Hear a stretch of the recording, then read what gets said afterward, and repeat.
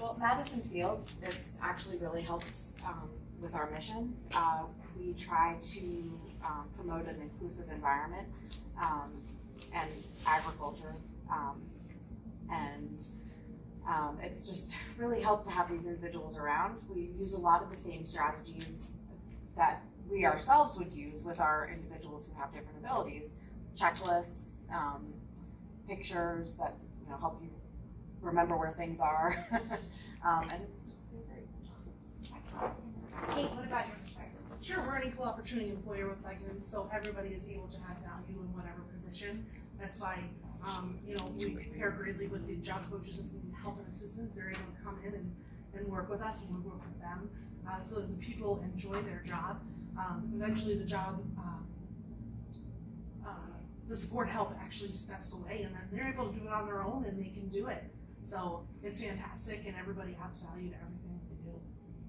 We're jumping over Greg because we have a specific question for Greg. We're suited to his expertise. So moving on to Stacy. So at CBS, we really just want to give back to the communities that we serve. So we want to and have developed a culture of inclusiveness and diversity. So it's very important to us that everybody has an opportunity, whatever their desire may be, from entry level to corporate level. So we work across the country, not only in our retail setting, but in other parts of the business, just to really create an environment of inclusion for everybody, whether they have a differing ability or whatever it is that they desire. Thank you. And I know everyone has very different experiences, really positive experiences. And one of the things we thought would be nice about hearing from this panel is just to hear from some of the employers, so that y'all can get inspiration from it. You can kind of see the range of different ways that TLC partners with employees and organizations. So that kind of kicks off my next question, which I'm going to start with Kate on this one. What does your partnership with TLC look like? If we have an individual who might be possibly struggling with something, we actually talk with the individual, get the support from them, see what's going on. But we also call in their job coaches, so they're in conversation with us as well, so that they can have support in everything, in any which way that we need. TLC, the job coaches have come in. I can be in there as soon as today. What do you need? And just working together to figure out what's the best for the employee, all together, and doing what's right and kind of moving forward so that they can continue on and do the best that they can at their job. Stacy, going to you next. Yep, so for CBS, it's really about, we work with them very collaboratively. So sometimes, whether it's direct hire employment, whether it's creating a work experience opportunity, figuring out what works for the individual. And TLC does a great job with the collaboration piece. And I think it's important that businesses be able to collaborate with the community-based organizations to figure it out and be innovative about what it is that the person needs. So for everybody, it's different dynamic for every individual.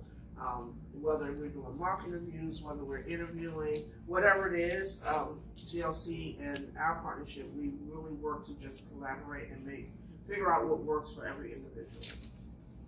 And Nancy? It's kind of twofold at Madison Fields. We've got the piece where we have individuals that we've hired from TLC, and we have others who are currently doing our job readiness program, working with horses and barn maintenance and management. Hopefully the guys from the job readiness program will be put into, not necessarily into Madison Fields, but into other farms within the area that we work with. So hoping to find an employment that way. Great. And then, final question. Stacy, for you, what advice would you have for other employers? Yeah, so my suggestion to any employer is, if you really want to hire people with differing abilities, or even if you're not sure, engage with businesses that do, or find out about the organizations. Reach out to the community-based organizations, find out what it is that they do. When you think there's not an opportunity for someone, there usually probably is. It's just figuring out what works. So I think that just kind of collaborating, don't be shy about asking questions. A lot of times businesses don't want to ask because they don't want people to know that I'm not really sure, but it's okay not to be sure. But also partner with organizations and businesses that do this work, And we'd be more than happy to have those conversations and let you know what works, how it can help your business, your profitability, how it supports the community, and just really become involved and engaged. Nancy, over to you. I think be open-minded. There are a lot of individuals that can do a lot of different things that we don't even think that they can do. I have one individual who's nonverbal, and I just kind of let him show me what he can do, and he does it. But he wouldn't be able to have a typical interview.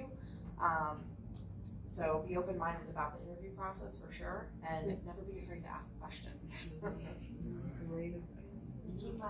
I think be open-minded because you never know what anybody's able to do at any point in their time. So everybody's fantastic. I mean, we're a great company, and every individual adds value. It's part of my family, and I love working with everybody every single day. But you have to be open-minded to them, and and kind of see a little bit beyond what they're also saying too. So. Look beyond the lens. So Greg, you're up. Thank you again for hosting us, for starters, and then taking advantage of your expertise, your legal expertise when it comes to employment and workplaces. In your experience, what is the biggest myth in hiring adults with disabilities? Well, the first thing I want to say is when I thought I was going to be asked this question, it seemed like it was the appropriate question for me. I don't know, after today, I would have a feeling that I would want to hear more from you because you're like tremendous role models in the community, and that I think you have lived this to know what the biggest myths are versus someone who's going to speak to it kind of 30,000 feet. But that's what I can offer. But I first wanted to applaud the people who actually do it. So from our perspective, and I have been working in the employment workplace law area now for, we're going to be too soon pushing 3 decades, both DC, Maryland, and Virginia. So I'm kind of wherever you are, I am. The first thing you think about, right, is there's mainstream ideas. Everyone has this mainstream. There's our comfort zone of an employer. And let's just take stock of where the comfort zone of employers have gotten us. So in January of this year, 7.6 million unfilled jobs we have. 2 years ago it was 6. We're not trending down, we're trending up. There are greater needs, right, than there are applicants. 11th straight month of openings exceeding applicants. So folks, just from you want to use that typical baseline perspective, you have needs that you need to fill with capable individuals. One of the first myths to debunk is where you should be looking, because the old ways are not, and they have not, and they will not be successful. Someone said before, you need to keep your eyes open, have an open mind. Boy, that's not just theoretical. From a business perspective, if you don't have an open and I'd say creative mind, you're not going to be able to meet your needs and be successful in the business. So that brings us around to, okay, so you've got this great opportunity for very capable, and as we saw today, how many people have proven successful individuals. And I'm going to steal yours because differing abilities is what I'm going to use going forward. Is that fantastic? Right?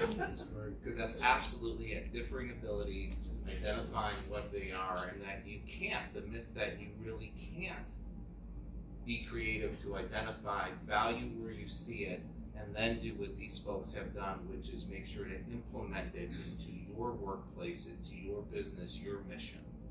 So that's the first debunk on my list. The second, by the way, just maybe if that's an A, the B to the same, is everyone the myth thinking of who we're lacking in the workplace?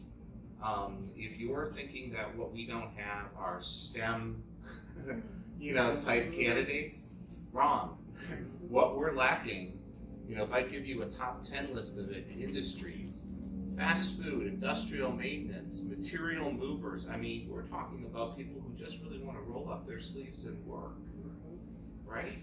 And you know, in particular, I just think about that because my niece is involved in area dealing with equine, and I'm thinking, boy, there are a lot of different opportunities for people to get in. And then I loved hearing the story about the advancement. I'll give someone a chance and be shocked about what they can do and where they'll go. So that's where the need is. Who do you get? The second thing is, if there's a huge problem with not filling the jobs, there's a huge financial problem in turnover, right? The turnover of people. So dedicated, how can I help employees with this tremendous support system, Pat, that you and your group have just, you know, shown here with the coaches, and they're being able to be available even on the same day notice to make this work. Why? So that you can have individuals flourish, stay with you 13, 15, those are great stories, right?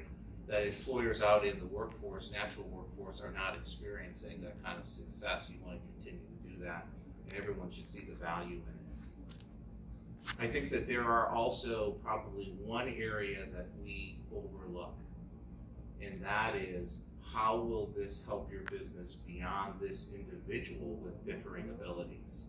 And let me speak to these areas, and they are many, so I'll touch on a few. First of all, who does not believe that when you are looking first your image in a community, but I'm going to get down to brass tacks about attracting talented people to why they want to come and work for Wegmans or CVS or any of the other reviews who are so successful here. It's because they're looking for diverse, inclusive workforces. They're looking for environments, especially this day and age, right?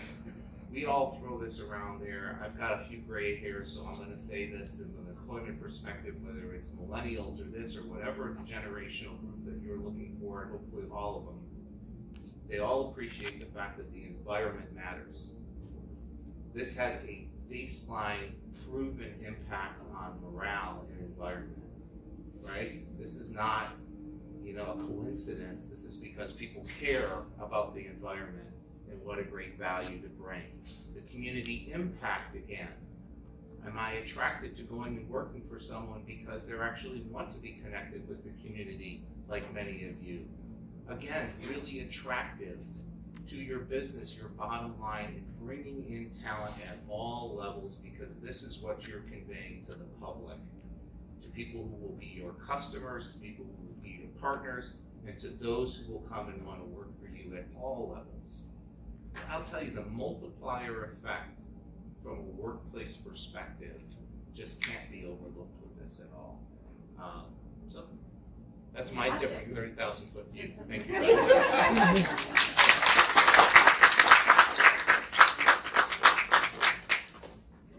And thank you all, to Nancy, Kate, and Stacy, for your perspectives too, and just hearing how succinctly you're able to describe the value of TLC, the value of hiring adults with differing abilities, and just how successful those programs can be is great. Now we'll turn it back over to Kat. I'm just gonna wrap up here.